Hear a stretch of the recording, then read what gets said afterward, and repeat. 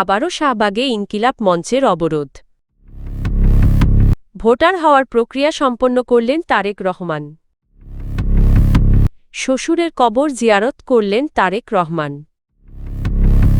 বিএনপিতে যোগ দিলেন রাশেদ খান। ভোটার হলেন ব্যারিস্টার জাইমা রহমান। ইনকিলাব মঞ্চ আবারও শাহবাগ মোড় অবরোধ করে অবস্থান কর্মসূচি শুরু করেছে। শনিবার দুপুর 12:30টার দিকে আজিজ সুপারমার্কেটের সামনে থেকে শাহবাগ মোড়ে এসে অবস্থান নেন ইনকিলাব মঞ্চের নেতা কর্মীরা। বিএনপির ভারপ্রাপ্ত চেয়ারম্যান তারেক রহমান শরীফ ওসমান হাদির কবর জিয়ারত শেষে এলাকা ত্যাগ করার পরই তারা পুনরায় শাহবাগে অবস্থান নেন। এর আগে শরীফ ওসমান বিন হাদির হত্যাকাণ্ডে জড়িতদের গ্রেপ্তার না হওয়া পর্যন্ত শাহবাগে অবরোধ চালিয়ে যাওয়ার ঘোষণা দেয় ইনকিলাব মঞ্চ। ঘোষণার পর শুক্রবার বাদ জুমা থেকে তারা শাহবাগে অবস্থান নেয় এবং সারা রাত সেখানে অবস্থান কর্মসূচি চালায়। তারেক রহমানের কবর জিয়ারতকে কেন্দ্র করে শনিবার সকাল 8:30টার দিকে ইনকিলাব মঞ্চ সাময়িকভাবে অবরোধ প্রত্যাহার করে আজিজ সুপারমার্কেটের সামনে অবস্থান নেয়। তখন সংগঠনটি জানায় কবর জিয়ারত শেষে তারেক রহমান চলে গেলে তারা পুনরায় শাহবাগে ফিরবে। সরেজমিনে দেখা গেছে শাহবাগ মোড়ে অবস্থানকালে ইনকিলাব মঞ্চের নেতা কর্মীরা শরীফ ওসমান বিন হাদির হত্যাকারীদের গ্রেপ্তার ও বিচারের দাবিতে বিভিন্ন স্লোগান দিচ্ছেন। উল্লেখ্য, জুলাই গণ অভ্যুত্থানের অন্যতম মুখ ওসমান হাদি গত বছরের আগস্টে ইনকিলাব মঞ্চ গঠন করেন। তিনি ফ্যাসিবাদ ও আধিপত্যবাদের বিরুদ্ধে সক্রিয় ছিলেন এবং আসন্ন সংসদ নির্বাচনে ঢাকা ৮ আসনের সম্ভাব্য প্রার্থী ছিলেন। বিএনপির ভারপ্রাপ্ত চেয়ারম্যান তারেক রহমান ভোটার তালিকায় নিবন্ধন ও জাতীয় পরিচয়পত্রের আনুষ্ঠানিক কার্যক্রম সম্পন্ন করেছেন। শনিবার দুপুর 1টায় তিনি আগারগাঁওয়ে নির্বাচন কমিশনে উপস্থিত হয়ে ভোটার হওয়ার সব কার্যক্রম শেষ করেন। তারেক রহমান ঢাকা 17 আসনের গুলশান এলাকার 19 নম্বর ওয়ার্ডের ভোটার হিসেবে নিবন্ধিত হবেন। একই সঙ্গে তার মেয়ে জাইমা রহমানও ভোটার তালিকায় নিবন্ধন ও জাতীয় পরিচয়পত্রের কার্যক্রম সম্পন্ন করেন। নির্বাচন কমিশন জানিয়েছে তারেক রহমানের ভোটার হতে কোনো আইনগত জটিলতা নেই। ভোটার তালিকা আইনের 15 ধারা অনুযায়ী নির্বাচন কমিশন যে কোনো সময় কাউকে ভোটার হিসেবে অন্তর্ভুক্ত করতে পারে এবং এ ক্ষেত্রে কোনো আইনগত বাধা নেই। এর আগে শনিবার বেলা 11:30টার দিকে বিএনপির ভারপ্রাপ্ত চেয়ারম্যান তারেক রহমান ইনকিলাব মঞ্চের মুখপাত্র শহীদ শরীফ ওসমান হাদির কবর জিয়ারত করেন। একই সময়ে তিনি ঢাকা বিশ্ববিদ্যালয়ে জাতীয় কবি কাজী নজরুল ইসলামের সমাধিতে ফুল দিয়ে শ্রদ্ধা জানান। বিএনপির ভারপ্রাপ্ত চেয়ারম্যান তারেক রহমান তার শ্বশুর সাবেক নৌবাহিনী প্রধান ও সাবেক কৃষি ও যোগাযোগমন্ত্রী রিয়ার অ্যাডমিরাল মাহবুব আলী খানের কবর জিয়ারত করেছেন। শনিবার দুপুর 2টার পর রাজধানীর বনানী কবরস্থানে তিনি মাহবুব আলী খানের কবরে ফুল দিয়ে শ্রদ্ধা জানান এবং দোয়া ও মোনাজাতে অংশ নেন। এ সময় তার সঙ্গে বিএনপির কেন্দ্রীয় নেতারা উপস্থিত ছিলেন।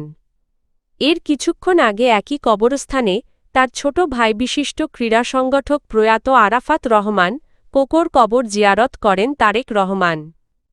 এর আগে শনিবার বেলা 11:30টার পর ঢাকা বিশ্ববিদ্যালয়ের কেন্দ্রীয় মসজিদ সংলগ্ন এলাকায় ইনকিলাব মঞ্চের মুখপাত্র শহীদ শরীফ ওসমান বিন হাদি এবং জাতীয় কবি কাজী নজরুল ইসলামের কবর জিয়ারত করেন তিনি।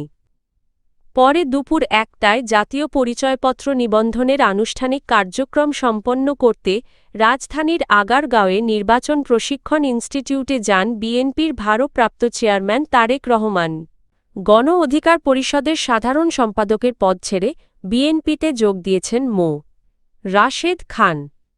রোববার গুলশানে বিএনপির চেয়ারপারসনের রাজনৈতিক কার্যালয়ে আয়োজিত এক অনুষ্ঠানে বিএনপির মহাসচিব মির্জা ফখরুল ইসলাম আলমগীরের হাতে ফুল দিয়ে আনুষ্ঠানিকভাবে বিএনপিতে যোগ দেন তিনি।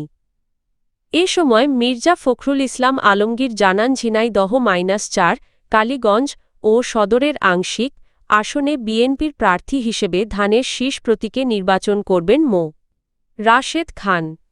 তিনি দলীয় নেতা কর্মীদের রাশেদ খানকে সর্বাত্মক সহযোগিতা করার আহ্বান জানান।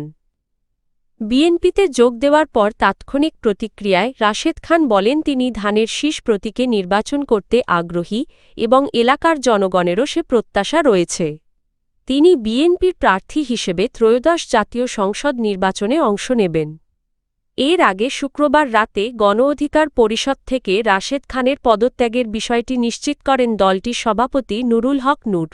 তিনি জানান বিএনপির সঙ্গে রাজনৈতিক সমঝোতার অংশ হিসেবে রাশেদ খান পদত্যাগ করে বিএনপির সদস্য পদ গ্রহণ করে নির্বাচনে অংশ নিচ্ছেন।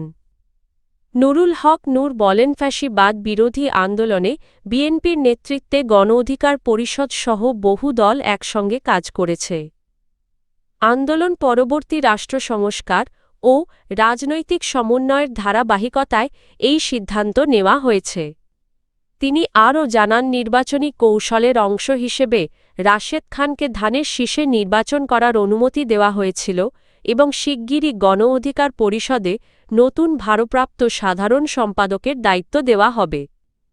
এদিকে নুরুল হক নূর নিজেও বিএনপির সমর্থনে গলাচিপা আসন থেকে নির্বাচনে অংশ নিচ্ছেন বলে জানানো হয়েছে।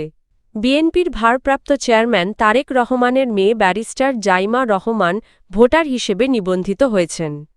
রোববার দুপুর 12:26 মা ডা.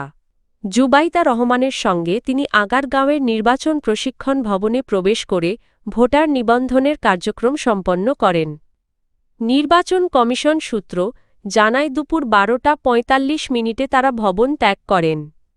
এর আগে গত 23 জুন ডা. জুবাইদা রহমান জাতীয় ভোটার তালিকায় অন্তর্ভুক্ত হন।